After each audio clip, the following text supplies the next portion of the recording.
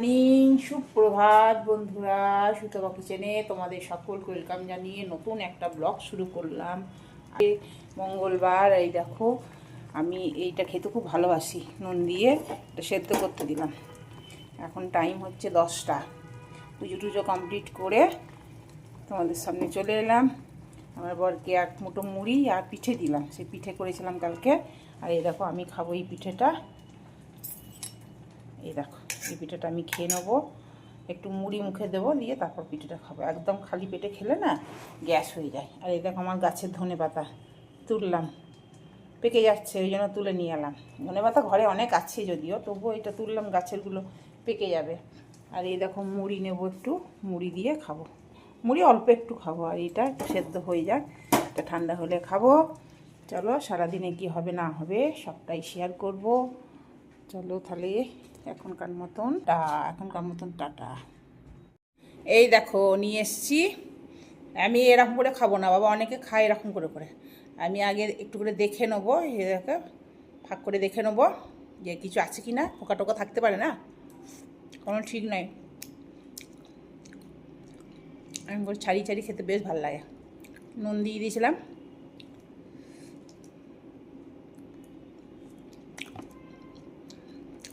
দারুণ লাগছে।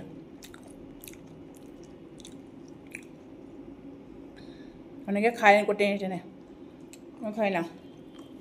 চাল কুমড়ো করবো। চাল কুমড়ো এনেছিল সেই দিন রোববারে। খুব একটা ভালো হবে না, ও তোমার একটুখানি বুড়ো বুড়ো আছে। আমার বোর নিয়ে এসছে, একটু কচি হলে বেশি ভালো লাগতো খেতে। তো একটুখানি শুকনো কড়াইয়ে নেড়ে নিলাম, দিয়ে তারপর একটু তেল দেবো। তাই বলে নাকি তেলটা কম টানে আর তোমার বড়ি ভাজাটা ভালো হয়, এটাই তো বলে, শুনেছি। চলো, এটা বড়িটা ভাজি। বড়ি ভাজা হয়ে গেছে। এই দেখো, কালো জিরে ফোড়ন দিয়ে করবো। কালো জিরে, কাঁচা লঙ্কা ফোড়ন দিয়ে ভালো লাগে খেতে, যেমন লাউ করি সেরকমই করবো।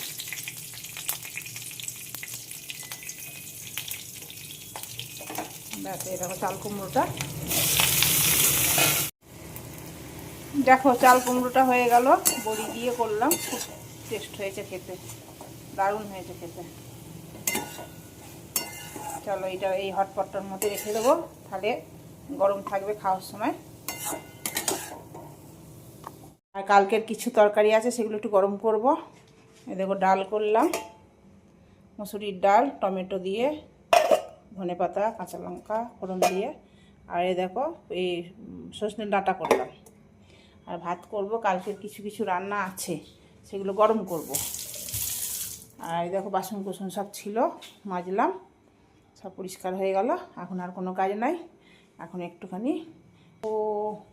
ঘোরাঘুরি করব।